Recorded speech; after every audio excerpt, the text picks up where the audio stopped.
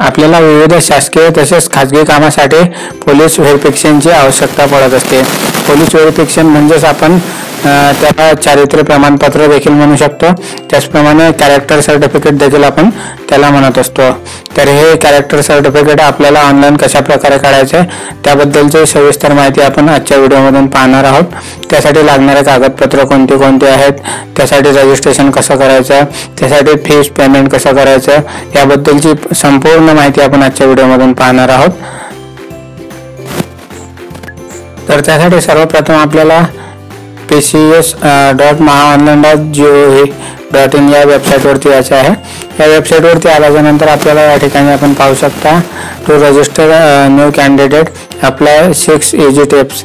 आपल्याला या 6 स्टेपमध्ये संपूर्ण माहिती आपली फिल करायची आहे। पहिल्या स्टेपमध्ये आपल्याला आपलं रजिस्ट्रेशन करून घ्यायचं आहे, त्यानंतर दुसऱ्या स्टेपमध्ये आपल्याला लॉग इन करायचं आहे, त्यानंतर तिसऱ्या स्टेपमध्ये आपल्याला आपली संपूर्ण माहिती फिल करून घ्यायची आहे, चौथ्या स्टेपमध्ये आपल्याला फीस पेमेंट करायची आहे आणि पाचव्या स्टेपमध्ये आपल्याला verification by local police station आपल्याला आपल्या लोकल पोलीस स्टेशनमध्ये जाऊन आपला व्हेरिफिकेशन करून घ्यायचं आहे आणि त्यानंतर 6व्या स्टेपमध्ये आपल्याला आपल्या SP ऑफिसमधनं हे जे पोलीस व्हेरिफिकेशन सर्टिफिकेट आहे ते आपल्याला करण्यात येत असते।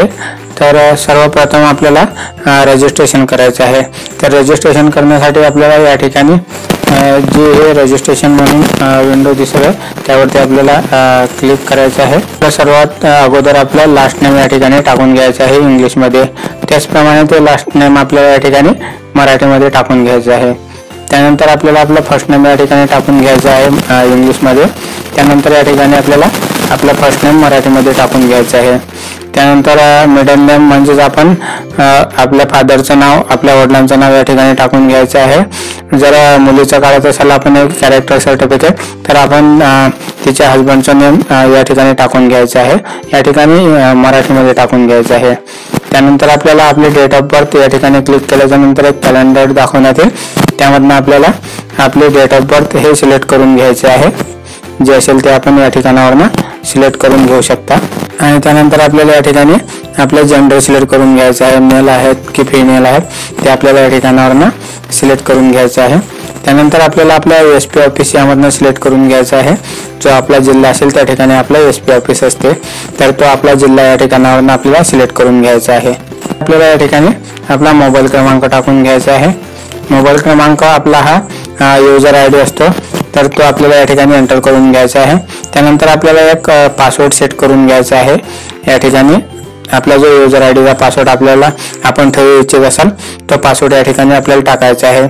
एक कॅपिटल कॅरेक्टर असायला पाहिजे, त्यानंतर आपण स्मॉलमध्ये टाकू शकता, त्यानंतर एक स्पेशल कॅरेक्टर असायला पाहिजे आणि एक नंबर असायला पाहिजे 1 to 9 यापैकी। त्याचप्रमाणे आपल्याला तो पासवर्ड पुन्हा एकदा या ठिकाणी कन्फर्म करून घ्यायचा आहे आणि या ठिकाणी जो क्वेश्चन विचारलेला आहे त्याचा आन्सर आपल्याला या ठिकाणी टाकून घ्यायचा आहे। या ठिकाणी विचारलेला आहे सेकंड नंबर कोणता आहे, तर आपल्याला या ठिकाणी 23 दाखवण्यात आलेला आहे, तो जसाच्या तसा आपल्याला या ठिकाणी टाकून घ्यायचा आहे। आणि त्यानंतर खाली जे सबमिट बटन दिसत आहे त्यावरती क्लिक करून आपल्याला हे रजिस्ट्रेशन पूर्ण करून घ्यायचं आहे। रजिस्ट्रेशन झाल्यानंतर आपल्याला या ठिकाणी आपण जो मोबाईल क्रमांक टाकला तो मोबाईल क्रमांक या ठिकाणी आपल्याला एंटर करायचा आहे आणि त्यानंतर आपण जो पासवर्ड सेट केलेला होता तो पासवर्ड या ठिकाणी टाकून घ्यायचा आहे। त्याचप्रमाणे या ठिकाणी जो कॅप्चर कोड दाखवण्यात आलेला आहे तो जसाच्या तसा आपल्याला या ठिकाणी टाकायचा आहे आणि त्यानंतर लॉग इन करून घ्यायचा आहे। नंतर लॉग इन झाल्यानंतर आपल्याला अशा प्रकारे एक विंडो ओपन होईल, त्यामध्ये आपल्याला दुसरा ऑप्शन निवडायचा आहे सर्व्हिसेस वरती क्लिक केल्यानंतर आपल्याला या ठिकाणी पुन्हा 3 ऑप्शन पाहायला भेटतील।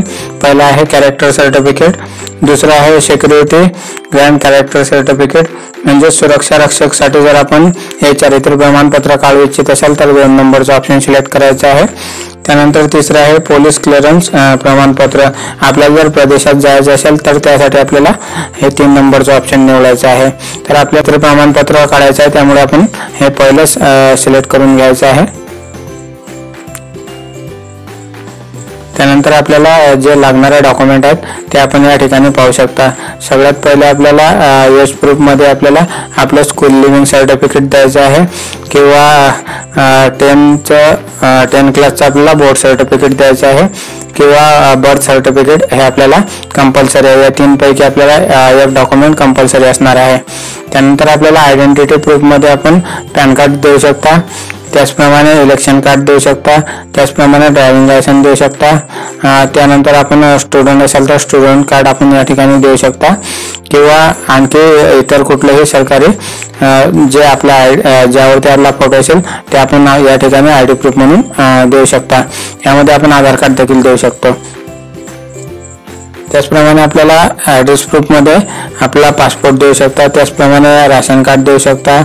त्यानंतर आपण करंट इलेक्ट्रिसिटी बिल देखील देऊ शकता, टेलिफोन बिल असेल तर ते देखील आपण या ठिकाणी ॲड्रेस प्रूफमध्ये देऊ शकतो। त्यानंतर लेटर फॉर्म सोसायटी, आपल्या सोसायटीने जर आपल्याला लेटर दिले असेल तर ते देखील आपण या ठिकाणी यूज करू शकतो ॲड्रेस प्रूफ म्हणून, किंवा आपला आधार कार्ड देखील आपण ॲड्रेस प्रूफ म्हणून या ठिकाणी जोडू शकतो। त्यानंतर कंपल्सरी चौथं जे डॉक्युमेंट असणार आहे ते आपल्याला लेटर फ्रॉम कंपनी, आपल्याला हे जे पोलीस व्हेरिफिकेशन सर्टिफिकेट आहे हे आपल्याला कोणी काढायला सांगितलेलं आहे तर त्यांचं कंपनी लेटर जे असेल त्या कंपनी लेटर आपल्याला या ठिकाणी जोडू शकता। किंवा इतर खाजगी कामासाठी जर आपल्याला डिस्क्रिप्शन बॉक्समध्ये आपल्याला एक व्हॉट्सअप ग्रुप देण्यात आलेला आहे किंवा टेलिग्राम ग्रुपवर जॉईन होऊ शकता। त्या ठिकाणी आपण कमेंट जर केली तर मी तुम्हाला ते प्रोव्हाइड करून देऊ शकतो। त्या प्रकारे जे लेटर असणार आहे त्यावरती आपल्याला साइन करायचं आहे, आपलं नाव या ठिकाणी टाकून आणि कोणत्या कामासाठी पाहिजे त्याचा उल्लेख आपल्याला या ठिकाणी करायचा आहे। तर हे जे फॉर्मॅट आहे आपल्याला जर लागत असेल तर आपण खाली ग्रुपवरती आपल्याला कमेंट करा, त्यावरती मी तुम्हाला पाठवून देऊ शकतो। ही संपूर्ण माहिती आपल्याला क्लिअर झालेलीच असेल तर आपल्याला हे सर्व कागदपत्रे आपल्याला अगोदर आपल्या लॅपटॉप किंवा कम्प्युटरमध्ये आपल्याला स्कॅन करून ठेवायचे आहे। त्यानंतर नेक्स्ट पेज या बटनावरती क्लिक करून आपल्याला पुढील पेजवरील माहिती आपल्याला या ठिकाणी भरायची आहे। तर या ठिकाणी आपल्याला आपल्या अर्जदाराचं नाव या ठिकाणी इंग्लिशमध्ये टाकून घ्यायचं आहे, जे आपल्याला सर्टिफिकेटवर पाहिजे असेल ते संपूर्ण नाव आपल्याला या ठिकाणी आपल्याला एक उदाहरण म्हणून देखील दिलेलं आहे। आपलं नाव जर गजानन वाघ असेल तर आपण गजानन वाघ देखील या ठिकाणी टाकू शकता किंवा मिडल नेम टाकून सुद्धा आपण हे संपूर्ण नाव या ठिकाणी टाकून घ्यायचं आहे। जसं आपल्याला सर्टिफिकेटवर पाहिजे तसे संपूर्ण नाव आपल्याला या ठिकाणी टाकून घ्यायचं आहे। त्याचप्रमाणे या ठिकाणी तेच नाव आपल्याला या ठिकाणी मराठीमध्ये टाकून घ्यायचं आहे।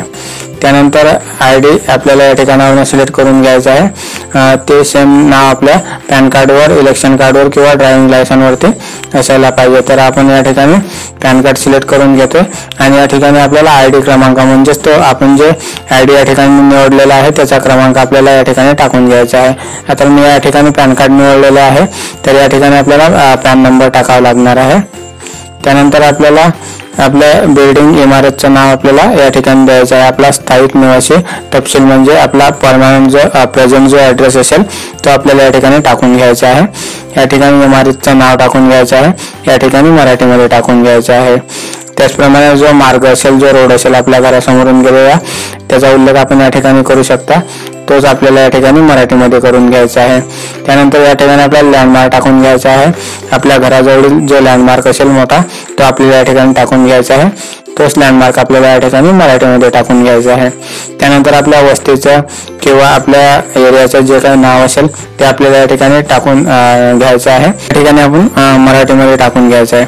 त्यानंतर आपल्या प्रेझेंट ॲड्रेसचं जे काही राज्य असेल ते आपल्याला या ठिकाणावरून सिलेक्ट करून घ्यायचं आहे। आपला महाराष्ट्र आहे तर आपण महाराष्ट्रासाठीच काढत आहे तर महाराष्ट्र करून घेतलेला आहे। त्यानंतर जो आपला जिल्हा असेल तो आपल्याला या ठिकाणावरून सिलेक्ट करून घ्यायचा आहे। त्यानंतर आपल्याला या ठिकाणी आपला तहसील म्हणजेच तालुका आपल्याला या ठिकाणावरून सिलेक्ट करून घ्यायचा आहे। त्याचप्रमाणे या ठिकाणावरून आपल्याला आपला गाव हे सिलेक्ट करून घ्यायचं आहे। त्यानंतर आपल्याला आपला पिनकोड टाकून घ्यायचा आहे। आपल्यानंतर किती दिवसापासून आपण या प्रेझेंट ॲड्रेसवरती राहत आहे तर त्याची आपल्याला तारीख या ठिकाणावरून या कॅलेंडरमधनं सिलेक्ट करून घ्यायची आहे। त्यानंतर आपल्याला मागील निवास तपशील म्हणजेच या अगोदर आपण कुठे जर राहिलेले असाल तर त्याचा उल्लेख देखील आपण या ठिकाणी करू शकता. तो ॲड्रेस देखील आपण या ठिकाणी टाकू शकता. आणि सेम असेल तर आपल्याला सेम वरती येस जर केला तर आपल्याला तोच ॲड्रेस या ठिकाणी ऑटोमॅटिक फिल होऊन जाईल. परमनंट ॲड्रेस देखील सेम असेल तर आपण सेम ॲज अबावरती क्लिक करायचं आहे. तो ॲड्रेस या ठिकाणी आपला आपण जो अगोदर प्रेझेंट ॲड्रेसमध्ये टाकलेला तो या ठिकाणी ऑटोमॅटिक आपल्याला फिल होऊन जाईल. सर्टिफिकेटचं आपल्याला नाव या ठिकाणी टाकून घ्यायचं आहे. कुठल्या पदनामासाठी आपण सर्टिफिकेट बनवत आहात, कोणत्या कंपनीने मागितलेलं आहे त्या कंपनीचं नाव आपण या ठिकाणी टाकू शकता. त्यानंतर बिल्डिंग इमारतचं नाव आपल्याला या ठिकाणी टाकायचं आहे. या ठिकाणी आपल्याला मराठीमध्ये टाकून घ्यायचं आहे. त्याचप्रमाणे मार्ग जो रोड असेल जवळपासचा तो आपल्याला या ठिकाणी टाकून घ्यायचा आहे. या ठिकाणी मराठीमध्ये टाकून घ्यायचा आहे. या ठिकाणी आपल्याला लँडमार्क टाकून घ्यायचा आहे. त्याचप्रमाणे तोच लँडमार्क आपल्याला या ठिकाणी मराठीमध्ये टाकून घ्यायचा आहे. वस्ती किंवा नगराचं नाव आपल्याला या ठिकाणी टाकून घ्यायचं आहे. या ठिकाणी मराठीमध्ये टाकून घ्यायचं आहे. त्यानंतर आपल्याला राज्य सिलेक्ट करून घ्यायचं आहे. त्याचप्रमाणे आपला जिल्हा सिलेक्ट करून घ्यायचा आहे. कंपनीने आपल्याला जो दिलेला असेल ज्या ठिकाणी आपल्याला हे सर्टिफिकेट प्रोव्हाइड करायचं असेल तो जिल्हा आपल्याला या ठिकाणी सिलेक्ट करून घ्यायचा आहे. त्यानंतर तालुका, त्याचप्रमाणे गाव आणि एरियाचा पिनकोड आपल्याला या ठिकाणी टाकून घ्यायचा आहे. त्यानंतर या ठिकाणी आपल्याला विचारलेलं आहे की आपण मागील 10 वर्षात कुठं कुठं राहिलेला आहे. आणि आपण जर एकापेक्षा जास्त ॲड्रेसवरती राहिले असाल तर या ठिकाणी 3 ॲड्रेस आपण या ठिकाणी टाकू शकतो. किंवा 10 वर्षात आणखी जास्त ॲड्रेसवरती जर आपण राहिलेला असाल तर ॲड न्यू रो यावरती क्लिक करायचं आहे आणि ते संपूर्ण ॲड्रेस आपल्याला या ठिकाणी टाकून घ्यायचे आहे. आणि त्यानंतर नेक्स्ट पेज यावरती क्लिक करून आपल्याला पुढील स्टेप पूर्ण करायचे आहेत. पुढील स्टेपमध्ये आपल्याला या ठिकाणी व्हिजिबल आयडेंटिफिकेशन मार्क आपल्या शरीरावरची ओळख आपल्याला या ठिकाणी द्यायची आहे जी आपल्या शरीरावरती परमनंट राहणार आहे. नसेल तर आपण या ठिकाणी नो मार्क देखील टाकू शकता. त्यानंतर आपल्याला या ठिकाणी 3 क्वेश्चन विचारलेले आहेत की आपल्याला या अगोदर अरेस्ट करण्यात आली होती काय, तर आपल्याला असेल तर येस करायचं आहे आणि त्याची माहिती द्यायची आहे. नसेल तर आपल्याला नो करून घ्यायचं आहे. त्यानंतर या ठिकाणी आपल्याला विचारण्यात आलेलं आहे तुम्ही राजकारणात सक्रिय आहात का, असाल तर येस करायचं आहे आणि त्याची माहिती द्यायची आहे. आपण नाही आहे त्यामुळे नो करतोय. त्यानंतर आपल्याला या ठिकाणी विचारण्यात आलेलं आहे की तुमच्यावर कुठला फौजदारी गुन्हा दाखल झालेला आहे का या अगोदर, की तुम्ही क्रिमिनल आहात का, तर आपल्याला असाल तर येस करायचं आहे. नसेल तर नो वरती आपल्याला टिक करायचं आहे.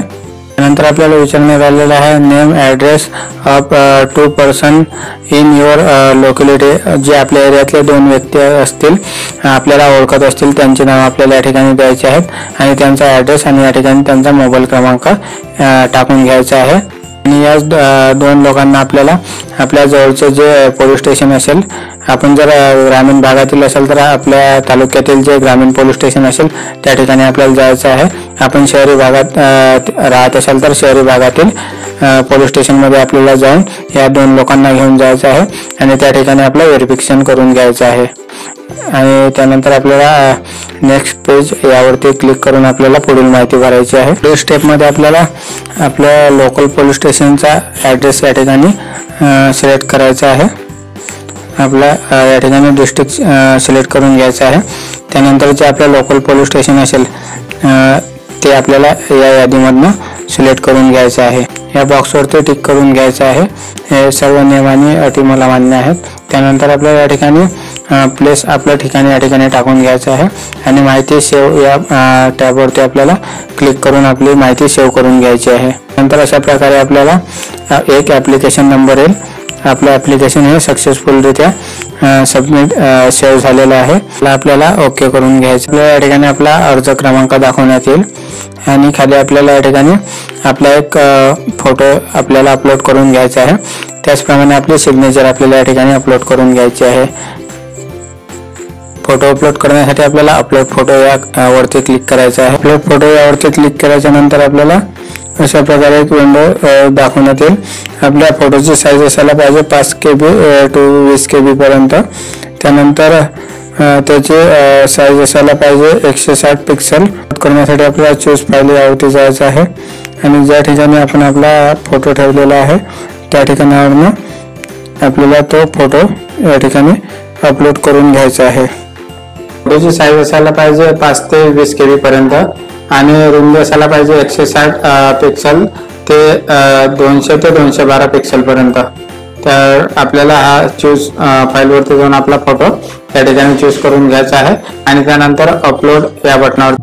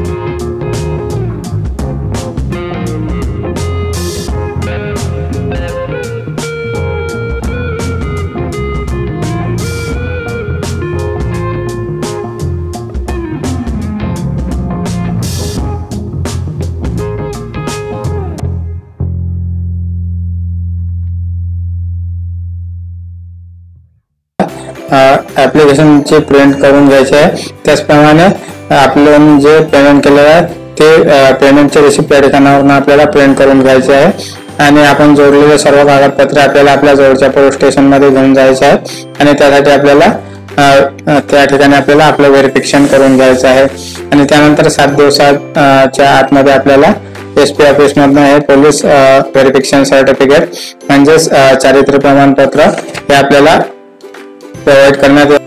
पोलीस व्हेरिफिकेशन सर्टिफिकेटची देखील प्रिंट आपण या ठिकाणावरून काढू शकता किंवा डायरेक्टही आपल्या SP ऑफिस मध्ये जाऊन त्या ठिकाणावरून देखील ऑफलाईन त्या ठिकाणी साइन वगैरे घेऊन ते पोलीस व्हेरिफिकेशन सर्टिफिकेट आपण घेऊ शकता। तर संपूर्ण व्हिडिओ पाहिल्याबद्दल धन्यवाद मित्रांनो। व्हिडिओ जर आवडला असेल तर व्हिडिओला लाईक करा, चॅनलला सबस्क्राईब करा। तर पुन्हा भेटूया अशाच एका नवीन व्हिडिओ सोबत। तोपर्यंत जय हिंद, जय महाराष्ट्र।